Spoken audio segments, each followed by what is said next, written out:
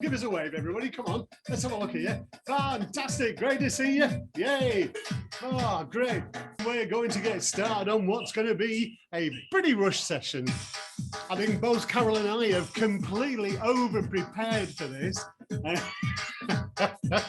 Not that we ever get long on Zoom, but hey, what the heck. Looking good, looking good.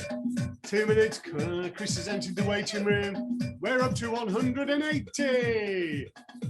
Oh, 181. That ruined that gag, didn't it? Right. Okay, I think we're letting people in all the time, but I think what we'll do is we will start. I'll tell you who I am in a few minutes, but I'm just going to hand you over to Linton. I'm just going to pin your screen, Linton, just to make sure that you're there. Go for it, mate. Hello, everyone. Good to see everyone here. Good afternoon, and thank you for joining us. So, as I'm sure you're all probably aware, here at Rhino Sensory, we design, install sensory rooms. And while we're passionate about our products, we're very passionate about the whole concept of sensory in education. So we've put on today's webinar on sensory and mainstream. We've got joined with us, Richard and Carol. So hopefully they're going to bring sensory to life. And fire away, Richard and Carol. So welcome to everybody. We've got how many? Yeah, nearly 200 people in at the moment. And what we're going to do for the next hour is we're going to talk about multi-sensory rooms. And we're going to talk about sensory rooms, expensive stuff, cheap stuff. We are going to throw lots of ideas in near the end. I thought it might be nice to focus on one piece of equipment. So a bit of equipment that's really close to my heart is bubble tubes. So I'm going to talk about bubble tubes for 15 minutes. What can you say about a bubble tube for 15 minutes? Well, hang in there to find out, because I have a lot to say about blooming bubble tubes. I really do. Carol will tell you about her background, but I'll tell you about mine very, very quickly. You don't need to worry about me. I have no qualifications at all. I've never been a teacher. I've never been a therapist. I have no letters after my name, except for ADHD, probably, as you'll work out as the time goes on. But basically, I'm what you call a sensory guy. 30 years ago, I was one of the people who had an idea that we could make these things called multi-sensory rooms. And in 1996, I wrote my first book and it was called The Practical Guide to Multi-Sensory Rooms. Multi-sensory rooms have developed a lot, since the days of just bubble tubes, projectors, and fiber optics. They're being seen all over the world. Do they work? Well, you'll find out in the next hour whether or not they do actually work, or whether they can work in your setting. The biggest bug I get about sensory rooms is people who've got wonderful sensory rooms who just go in their sensory room and they'll switch on the bubble tube, switch on the projector, switch on the fiber optics, switch everything on, and everybody's like this. And you think, hang on a minute, that is not what it's about. It's about mainstream, it's about special. The room does nothing. It's what you do in the room that is going to work. Carol, better tell them a bit about you. Well, I'm a teacher. Whatever I've done in my life, it's about being a teacher, right from before I even, before I was at uni or anything like that. I had a little school in my parents' garage as a little girl. Other people played dolls and things. I played teachers. I've always wanted to teach, and I've taught in mainstream, I've taught in special, I've worked in nursery, I've worked with the over 80s. So I've worked all ages and stages of education, and been senior management in special schools and mainstream schools. And I've been local authority advisor in several authorities, and then been brought in by other authorities. I'm one of the 2 inclusion advisors for London Grid for Learning.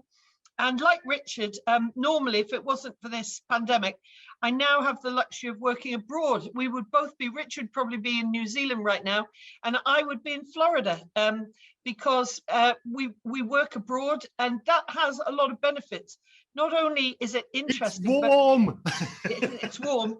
Not only is it interesting, but whatever we take out there, I bring back, and I know Richard brings back, you bring back ideas from other education systems. So it's about all learning and sharing collaboratively. But this afternoon, for the next 50 minutes or so, I'm delighted to be with you guys. Okay, so I've put sensory learning in mainstream because that's what we put as the title. But really, one of the most important things I want to say is that sensory learning is everybody. So I've already told you I work from children with profound multiple learning difficulties right through to very bright student, for example, at university with dyslexia, all ages and stages. And sensory learning is for all of us. And in this short bit, I'm going to give the background for why we need to put sensory education in all of our schools, or if you've already got it, why it needs to be a little bit more. So if we look at this little fella starting to kind of interact with the world, look at all the sensory elements in his environment. He's obviously holding the little tapper stick for the xylophone, so he's got tactile sense working. His other hand is over near reaching for the tambourine, so he's probably been touching or banging that. When he interacts with those, he's getting auditory feedback. Now let's look at the visuals. Look at not just the light coming in the window, look at that laundry basket and look at the pattern of light on the shiny floor created by the laundry basket. All of these things and the feeling and the sensation of that rug under his bottom, all of that is sensory input, and all of that is information going to that lad's brain and helping him make sense of what's around him. We have, if you Google the senses, I mean, obviously we teach children about the 5 major senses, but there's actually about, well, you can Google, there's intellectual arguments on whether there's 9, there's 12, there's 14, but for the purpose of this quick thing I'm doing now, we're going to take the 5 main ones and add to 2 more, interoception and proprioception. So interoception are your internal senses. When you feel tired, if you've got a headache, if you've got a pain in your stomach, the awareness of feeling hungry, feeling frightened. We use phrases, don't we, like butterflies in my tummy. That's interoception. That is being aware of the senses inside you. And proprioception, I'm glossing this very, very quickly, but it's the awareness of where your body is in space and next to things. So, for example, some children with proprioceptive needs can't sit 3-legged quietly on a carpet in a group situation. They have to, you'll find they'll wiggle back and wiggle back until their back hits the side of a bookshelf or something, and then they settle. And the reason is they have that proprioceptive need to feel their back against something steady. It's not about core stability. It's not about laziness. It is a need. And we all have these different needs, sensory needs. In history, we are sensory beings. We interact with nature. So, for example, the pictures, I'm lucky enough to live near these big beaches. I live in Newcastle, and we've got big sandy beaches, and Richard lives near beaches. They're not as good as mine, but they're in Morecambe, and he's got big muddy beaches, but I've got big sandy beaches. So you've got all of the things that some people pay for, don't they? They make catalogues of sound of waves crashing on the shore. After I finish this session, and before we do the 3rd one that we've got a little bit later today, I'll be heading down to the beach, and I'll be heading down to self-regulate and to de-stress and to use the natural world. In history, we have made things like stained glass.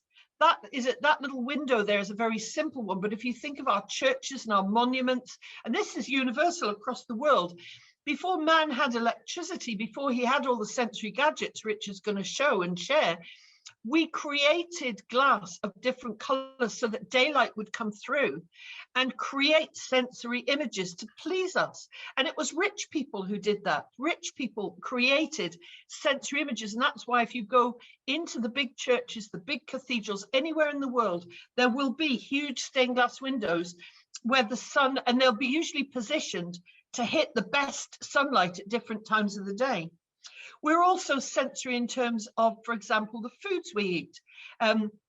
There's a piece of salmon and salad, and just looking at that, if you've eaten salmon and salad before, your cognition now is retrieving all the sensory feelings about that. And they may be positive if you love salmon, but it may be an incredibly negative thing. And that's one of the things I want to talk about. If you really don't like it, your brain and your body will have learned how to react negatively to that picture. If we look at the curriculum in any school, the two subjects, when I ask people, what do you add sensory, what subject has sensory elements, the two they always give me are art and music. And it's quite clear to see why art and music are the front runners. And it's very easy for me to come into a school and identify all the sensory features that are happening in those lessons.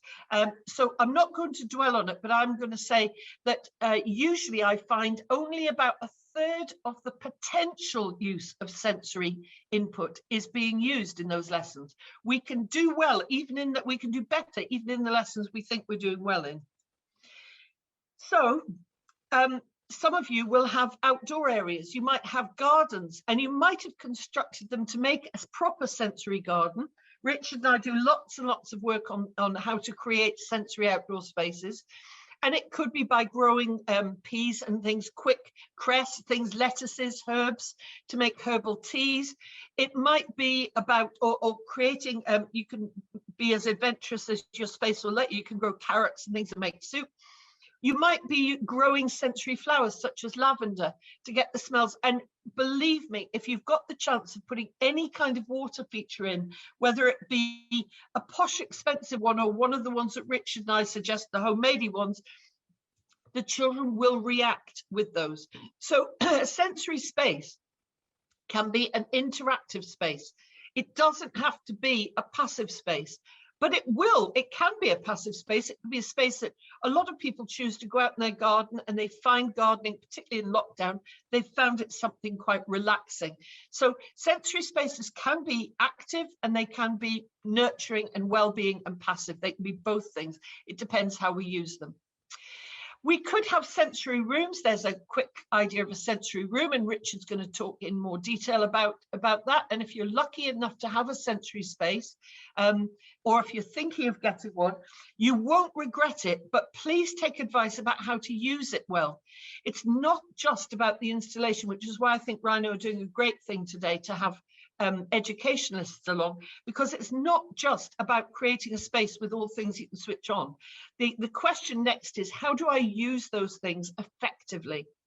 We can have big fixed stuff, or you can see the little picture there. We can have little handheld stuff, cheap stuff to manipulate and to use in a sensory way.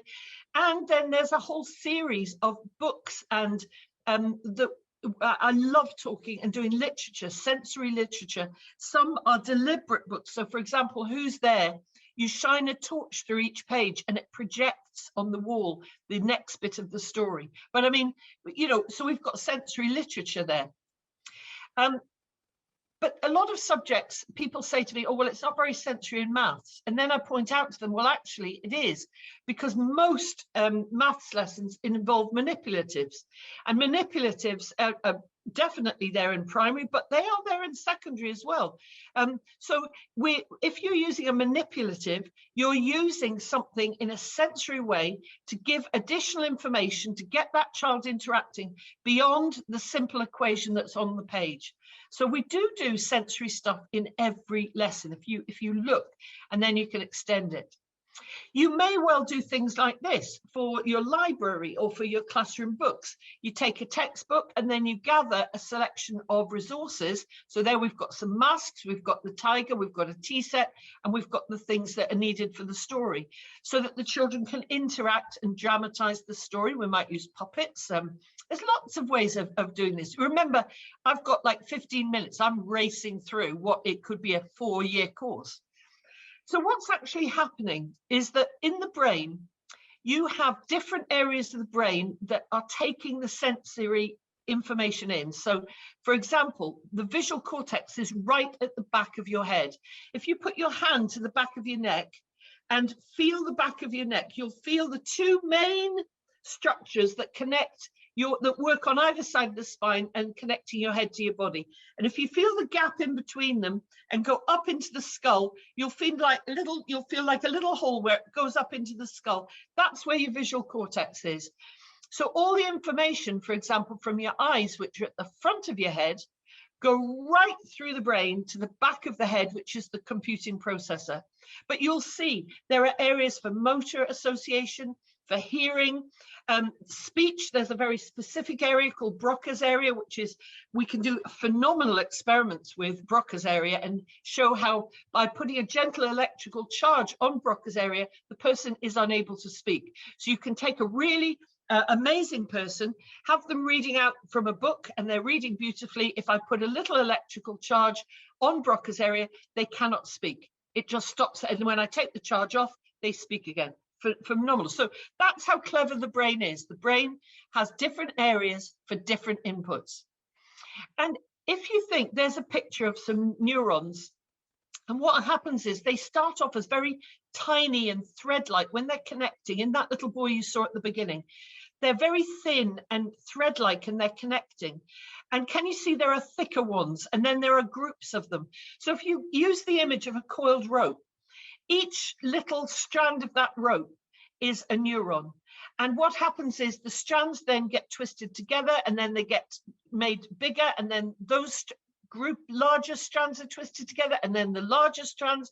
And what happens is you move from having a very tenuous link, a tiny little neuron that can break, you move to having a very strong rope which is connecting the thing. And that's our aim with sensory education, to move those little tiny thin neurons to make neuron ropes, as it were, so that the child understands the information as it comes into their brain.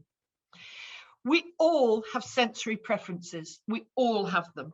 So for example, here's a huge one. Those of you who have partners, and again, if we had more time to do this, I'd be able to see all of you. But if you've got a partner, you probably have a preferred side of the bed. There's a few who don't, but on the whole, people settle into a preferred side of the bed. My husband has definitely got a preferred side of the bed, and you can really freak him out if you got to bed first and lie on his side. He tries very hard to not let it bother him. And eventually he has to ask you to move, because he says he can only sleep on a particular side of the bed. Some people like a very cold bed and a cold bedroom. Some people like a very warm bed with, you know, when they get into it, it has to be warm. Some people like it black. Some people don't mind lights. Some people want the window open. Some people, these are all sensory preferences. And your brain is reacting to the sensory preferences that are right for you. The example I've given there of some cold smoked salmon, a very, very good friend of mine, she can't bear fish. And it's so bad that if we go out for a meal together, in the days when we could go out for a meal together, obviously can't at the moment, but if we go out, I cannot order fish. She cannot even tolerate seeing it and me eating it. That's how bad her reaction. She's not allergic to fish, people. It is just a very, very strong sensory preference. So and I love fish. So a preference can be very strong, whether it is positive or negative. And if we take this to an extreme, we can use things like pain monitors. So what is terribly painful for some people is not painful at all for other people. But the people who are saying to you that's terribly painful are telling the truth. They're not lying. They're not making it up. For them, it is terribly painful. And that's quite hard for us, because if you don't find it unpleasant or you don't find it painful, you can't really understand why they're making such a fuss. And, you know, but it's true that sensory things can be really quite extreme.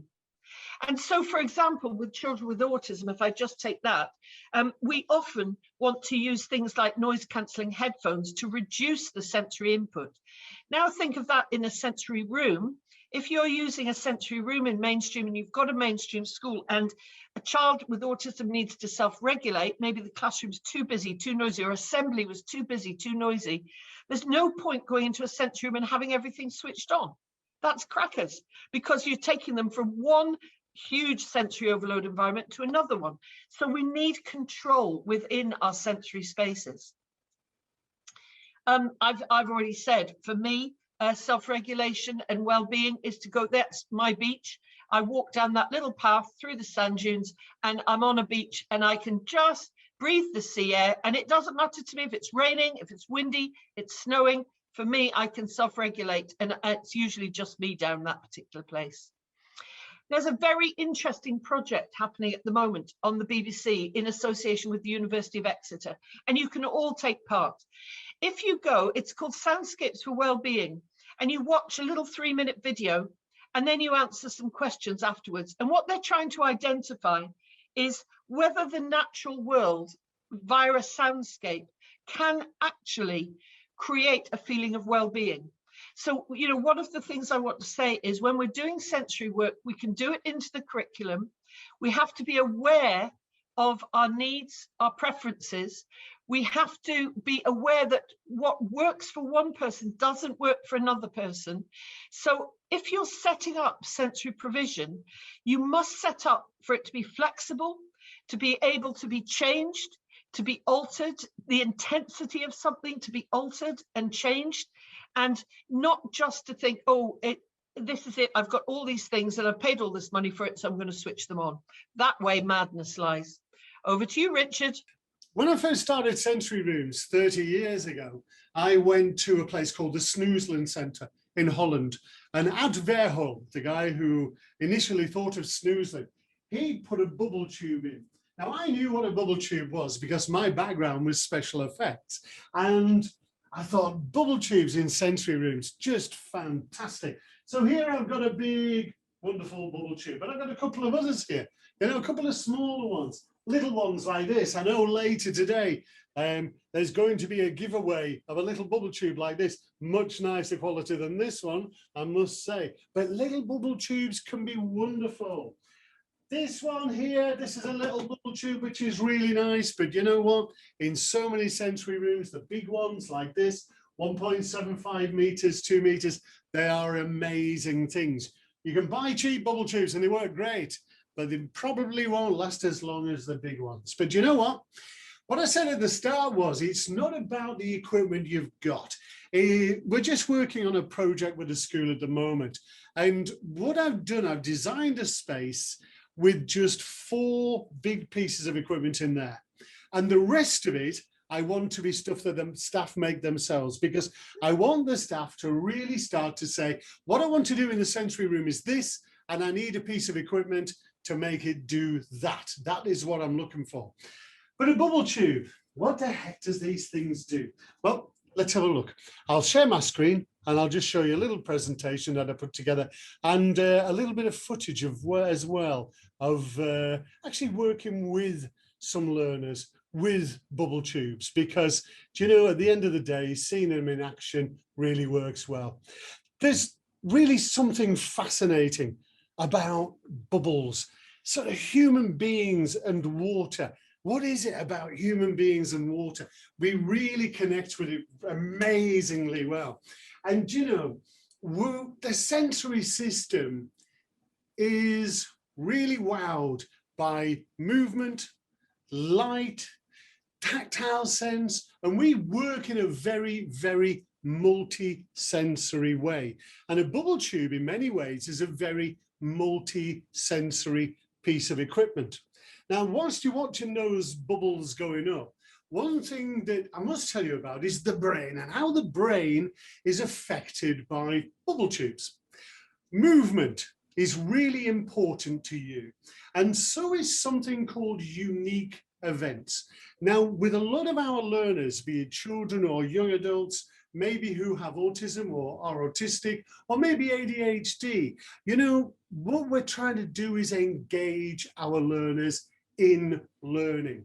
We've got to find unique events, things that are going to interest our learners, be it for relaxation or be it for getting ready for learning in a different scenario.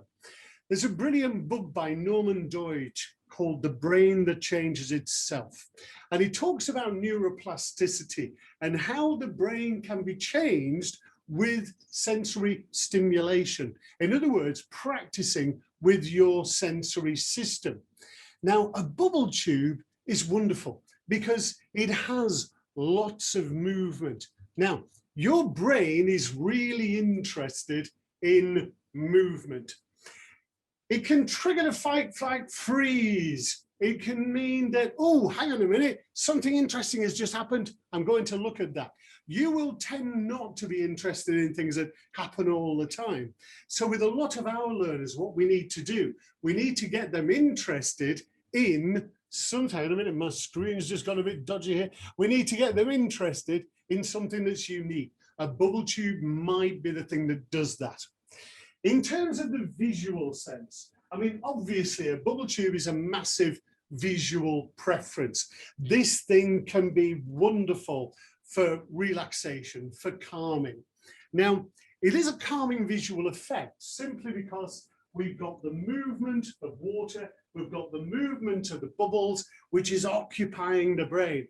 And a lot of times, if we're working with learners, children or adults who have autism, very often what we're trying to do with those guys is we're trying to teach them what we call regulation. We are trying to help them modulate sensory information coming in. If you are being bombarded and blasted by sensory information all the time, then what we need to try to do is to help you deal with that sensory information that's coming in. We have got a wonderful ability to be able to block out lots of visual clutter. I am surrounded by things here, all sensory. And what I can do is easily just forget it and just watch that camera right there. A lot of our learners can't do that. So maybe a unique event like a bubble tube can really help our learners focus on that one thing. If we can focus on one thing, that can really begin to calm us, just help us calm. We all know about breathing, and one of the things I do when I'm looking at relaxation with bubble tubes is we'll breathe with the bubble tube. So basically when the bubbles are at the bottom, we'll watch the bubble rise from the bottom and go to the top. And whilst the bubble is going upwards, we'll just breathe in. So we just breathe slowly in and then exhale, and then breathe it in and then exhale. I mean, it's wonderful for, or they can be wonderful from the visual side for just getting people to relax, ways letting people in. Movement. Now, I mentioned already, movement is very important. A lot of learners who have autism or are autistic, they will need movement. I'm slightly ADHD. I need a lot of movement. I find it very hard to stay still. Sitting down isn't on my agenda, but there is one thing we do know. In sensory, I do a lot of work with roller coasters and basically putting kids into simulators of roller coasters to get the brain occupied, to get it thinking. When you watch something that moves, that can be almost as effective as moving yourself. So the fact that we've got movement in that tube can really, really help us. The other thing about a bubble tube, especially the ones I've got here, they stay there all the time. Object permanence. For many of our learners, having the same thing in the same place can really, really help. It can really help them understand, I'm coming into that space. This is why I'm coming in. This has object permanence. In terms of the sound, yeah, we've got a single frequency sound. We talk a lot about white noise and gray noise. This just gives us a single sound, a single frequency, which for some people can be very calming. It can be very relaxing. For some people, no, it might just be extremely annoying. Again, with sound, object permanence is as important as the visual side. If we recognize that sound, if we know that sound, then, wait a minute, I'm in that space again. I know what we're going to do now. We're going to do the breathing with the bubbles. The other thing about sensory, when you see something, it is very likely that you are going to want to touch it. I often, on live courses, when we used to do those, I would bring something out, an object, and I would say to somebody, have a look at that. And immediately they would go to grab it. And that's because you work in a multi-sensory way. You don't communicate and you don't work in a single sense modality. You work with all the senses together. How many learners do we see going into bubble tubes and immediately touching them? Or just seeing if it is safe to touch? So the vibration can play a very, very important role in this. So let's think about autism. What would you do with this for a young person with autism? These can be fantastic because they're really about focusing somebody on an interesting visual effect, because we often worry about visual clutter, sound clutter, and if we're to help somebody modulate the amount of stimulus coming through, one of the first steps we can take is get them to focus on one thing.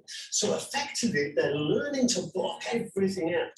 So really a bubble tube might not be the answer, but for some people, hang on, it's brilliant and they really enjoy the bubbles, the colour change, maybe the sound. For helping somebody modulate stimulation, it's going to be fantastic. And we have this word in the English language, which I always say is the word just.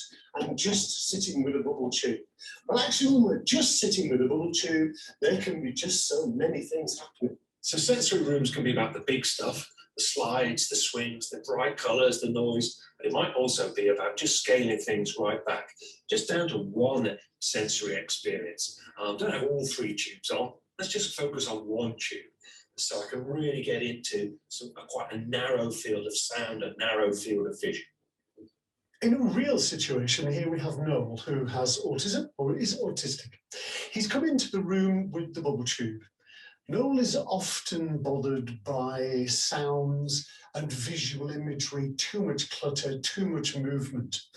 A bubble tube can help him focus on one thing that takes away all of the other stimulus in the space. So he's learning to modulate information. In other words, it's helping him to internally vary the strength of the sensory stimulus around him. This leads to regulation. When we begin to regulate the amount of information that comes in, that's us getting control of the sensory situation.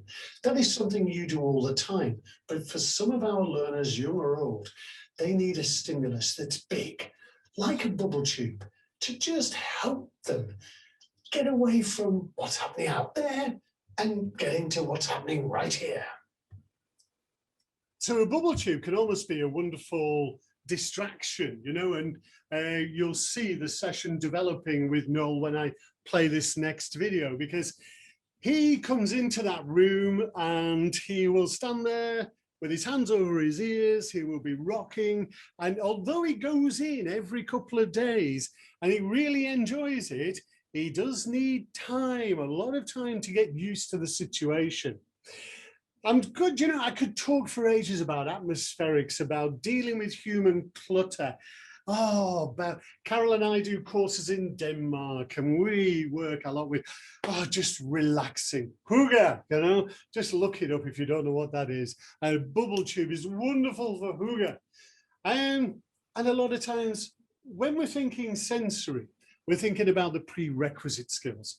The prerequisite skills are about looking, they're about touching, about hearing, and even in mainstream, you need to keep revisiting those prerequisite skills because so many of our kids really need it. Bubble tubes help some of our learners with autism regulate sensory information. Bubble tubes can help some of our learners develop their sensory skills, vision, hearing, and touch. The main reason for developing those skills is communication. We communicate in a multimodal way. We don't just use our voices.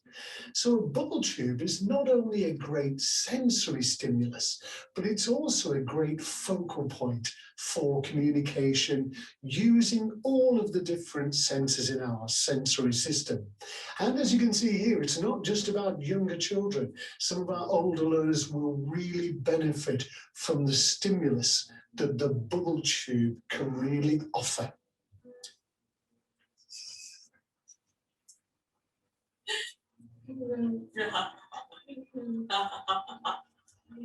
You know, quite often just making it into quite often making it into a focal point is wonderful. But I just want to whiz through the last two slides about bubble tubes, then we shall move on. But bubble tubes really started to change when we made them switchable, and these are wonderful. Bubble tubes are inherently interactive, but switching, well, making a bubble tube switchable starts to give our learners a lot more control. Single switches, multiple switches can control bubble tubes, and so can iPads. Technology has moved on, and bubble tubes now can be controlled in so many different ways. Now that helps us when we're coming into areas of the curriculum, like say sensory stories. They can Let's look at how a bubble tube can facilitate literacy.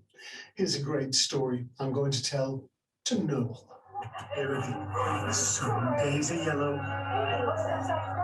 some days are blue. Wow. Now at this stage, I haven't got the book. I'm trying to keep my contact with him down to a minimum, but I'm getting in his space and I'm really getting the communication going between me and him. And I have to say, the bubble tube is helping him regulate the information that I'm throwing into the mix. Now you will see, after repeating the story about 1,000,000 times, repetition always works, Noel has become much more comfortable with the whole situation. Are you ready, awesome guy? Here we go. Some days are yellow and some days are blue. Noel, on different days, I'm different too. You can see that I've upped the stimulus now, a lot louder. I'm getting a lot more interactive. And Noel is really starting to use the bubble tube to help him regulate all the stimulus that's coming in and help him to listen to the words, the story, the sequence. On different days, I'm different too. You'd be surprised how many ways I change on different colored days. Wow.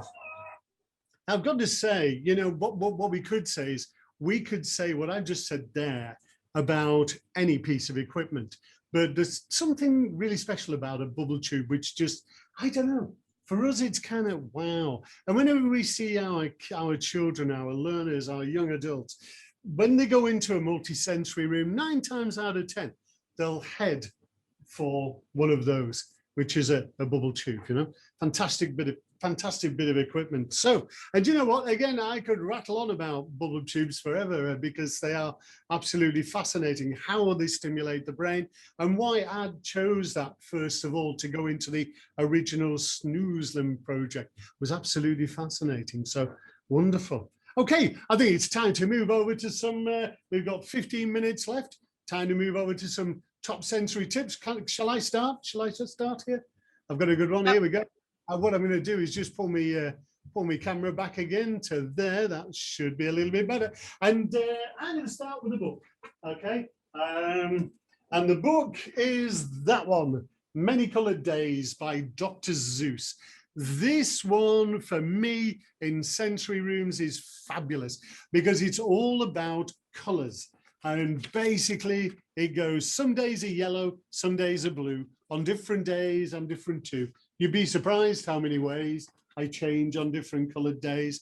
On bright red days, how good it feels to be a horse and kick my heels. And the book goes on. Perfect for multi-sensory work. And I've got some more sensory books to show you in a moment. Carol, over to you. Right, so when I'm working with schools, whether you've got a sensory room or not, but if you've got a sensory room or you're doing it or you're setting it up, you have to ring the changes, and we have to look at the curriculum. We have to look at themes and ways of making it lovely, because if every time somebody goes in for the 5-7 years they're at a school, it's always the same, you'll get art gallery syndrome and it won't have any motivation or curiosity. So we have to mix it up a bit.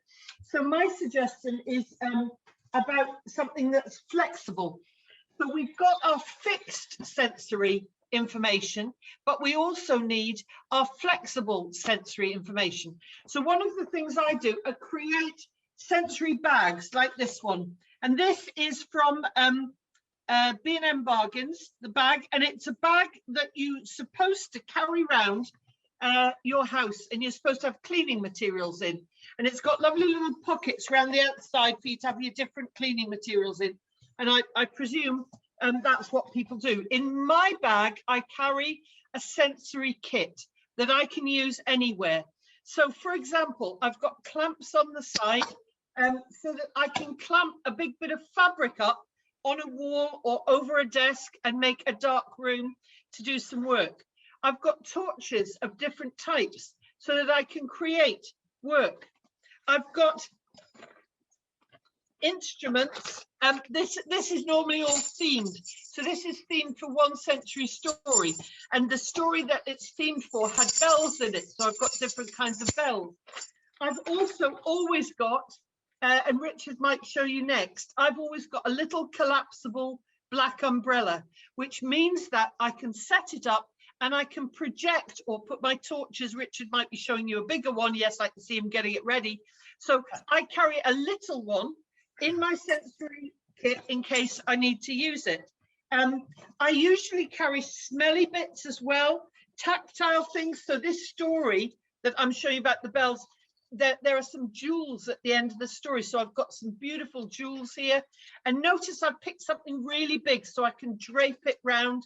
We can feel it, we can move it. So my tip is, as well as your big kit, invest in some little sensory themed things. Make sure they're easy to carry from place to place. You can carry them into the sensory room and use them as part of an activity there, but you can also use them in your classroom, in your library. You can take them outside and do a sensory story outside. Over to you, Richard. One of the big issues is we may not have a sensory room, so we may need to create little sensory spaces. And I've got a YouTube channel. If anybody searches for Richard Hirstwood, H-I-R, Hirstwood, if you search for Richard Hirstwood on YouTube, you'll find a YouTube channel there. I've got tons of stuff about tents and umbrellas. And umbrellas are amazing for creating sensory spaces. You know, a lot of times if I'm working with a learner, I will get an umbrella just to start to bring the environment right in. The other thing an umbrella does is not just about vision, it's about sound. It starts to localize the sound.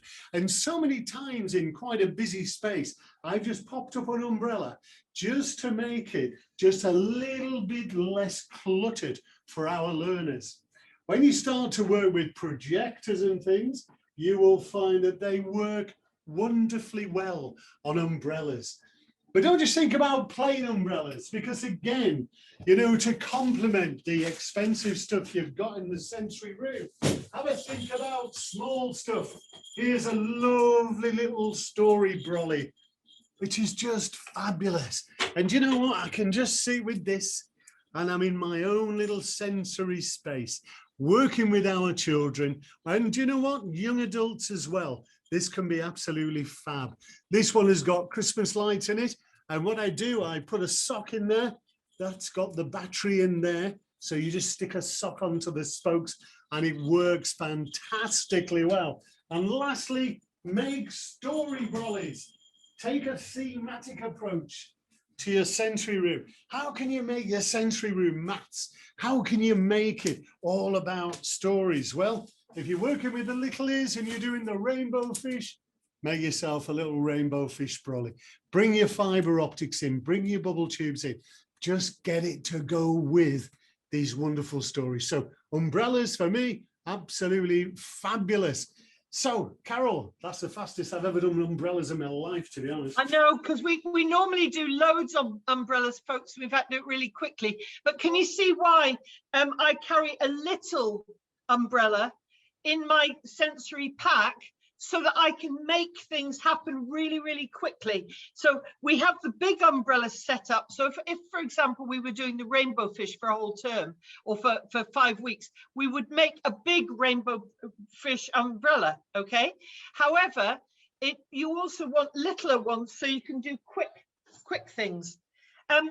If you're working, this is a very small idea, but if you're working with auditory, you're trying to do some auditory work and get them to listen and find things, you can use things like these Bluetooth GPS tracking tags. Now they're designed, aren't they, for people who lose their keys, right? And so you put it onto the key and then you can find it, and they're designed to work with smartphones, but there's lots of variations on this. I often hide these things somewhere in a room under a chair. And then the children have to work out using their ears. They have to track and find where I've hidden the tag. And I change it. And I don't always make it easy. Sometimes I'll put it up high out of reach and they'll be pointing to it. So doing auditory work, we can use little things like this. The other thing I'll just quick, while Richard's sorting his bag, because I can see he's trying to open it, is another small sensory idea is this is a lunch bag. And this is a cheap lunch bag, all right? It was from Asda. And I use lots and lots of little bags to make personal sensory kits for kids, or again, themed. The reason I chose this one is because you can see it's got silver inside because it's supposed to keep your sandwich a little bit cool, all right? And so what we can do with that then is I can carry stuff around in it, but I can also put quite bright lights and things in. Can you see that flashing light ball? All right, so I can put and make little sensory spaces for a child who needs to sensory regulate on the minibus and the taxi home. Now this ball is a dog toy. All right, look at everything. Don't always just go to, you know, if you can find sensory things everywhere. This is a really hard wearing dog toy but when it hits, it lights up. And I've had this for years. I've played with this for years and the kids love it. They can't hurt it. It's very, very tactile and it works really easily. Richard? Yeah, ready. Okay. A lot of people have these kind of projectors. This is an effects projector. And you know what? We used to use these in mobile discos in the 1970s with liquid wheels. Oh, they were absolutely incredible things. And you know, a lot of times these days we're using what we call data projectors. They work amazingly well, but a little wheel projector like that can work fantastically well. But people tend to project them onto walls. And what I want to talk about is what we call back projection. In other words, the projector is down there, and then I put something between you and the image itself. This can work so much better than projecting onto a wall, because A, it diffuses the light, B, it means that the learner is looking at the brightest point of light, the thing which could be of the most interest. Now, it doesn't have to be an umbrella. It could just be something like an IKEA tray like that. If you go onto my YouTube channel, you will find it. We film in IKEAs all over the world. We filmed in Dubai, in Sydney, Warrington. Anybody's from Warrington? We filmed in there. Loads and loads of sensory ideas you can get from IKEA. But you know what? That can make just a little magic screen for a teacher just to hold whilst you're doing that incredible story about the rainbow fish who lived a long way out in the deep blue sea. So do a quick 30-second one, Carol, and I'll do a 30-second one. Then we're better handed to Linton. Here's a really quick one because people are quite interested, I can see, in stuff that can be done outside. So what I do is I love using collapsible silicone items. So this little thing hangs from your belt. It's got a carabiner there and it unzips. And then both sides can be pulled up into silicone bowls. All right. Now that is designed for those people who've got dogs and they take them for a whole day trekking and they need to give them water and food, you know, because they're ready. But what that gives me is a totally waterproof and safe little outside activity. So I can have bubbly water in one, I can have shaving foam in another. I've got it in a neat little space. You can buy the collapsible washing bowls and things like that, so you don't have to have, the more stuff you have, the more you need to think about storage. So I do like collapsible things, but it gives you safe spaces for doing messy play in more places than just, you know, a kind of a wet area. You can do it elsewhere. Right, that's my last one, Rich. A quick one from you. That's the longest 30 seconds I've ever come across. Here we go. Oh, sorry. If you've got a space where you want to do some sensory stuff and you're finding it hard to black out, I came across these. Now, I'm sure Rhino might sell something like this, but I got this from Amazon. It's called Lights Out. And basically, it is a pop-up blackout curtain. And it sticks on with a little sucker, sticks onto the window, and it just means you can darken a space down. If it's a small window, you can fully darken it down with that. And the other nice thing about these is it is great for your proprioceptive system, your vestibular system, practicing putting the damn thing back in the bag. So there you go. So there's a few top 10 sensory tips. Over to Linton. Yeah, thanks for that, Richard, and to Carol. That was brilliant. Obviously, we've learned a lot here of different sensory techniques, and I think we zoomed into the sort of idea of a bubble tube. But of course, there's a wide variety of pieces of equipment that you can put into a room, and they all have, I would say, almost the same advantages that a bubble tube has in different ways. So there's always lots of different interactive switches you can add, different colours and different effects. So there may be plenty of you out there interested maybe on how they can improve their room, improve their space, or maybe looking at some other items that they might be able to gain. So if you just pop down, Richard. Here we go. So I was reading the chat there. Can bubble tubes be moved? Small ones. Yeah, you can get small ones that can be moved. So yeah, if you're interested in improving the sensory resources that you have, please do get in touch. We'll be happy to help you out with that. So we can help you out with design and provide you with visuals. And again, we can install these pieces of equipment for you and offer specific training on site. So if you do have any questions or anything like that, please do get in touch, and we can go from there. You just slide down, Richard. So there's some of our contact details. Check out our website. There's lots of blogs and interesting ideas on there, and lots of smaller pieces of equipment that you can buy. As Carol and Richard have shown us, you don't have to have a huge budget to offer amazing sensory experiences. So there's loads you can go at. And that's everything from me. Thank you very much once again for joining us.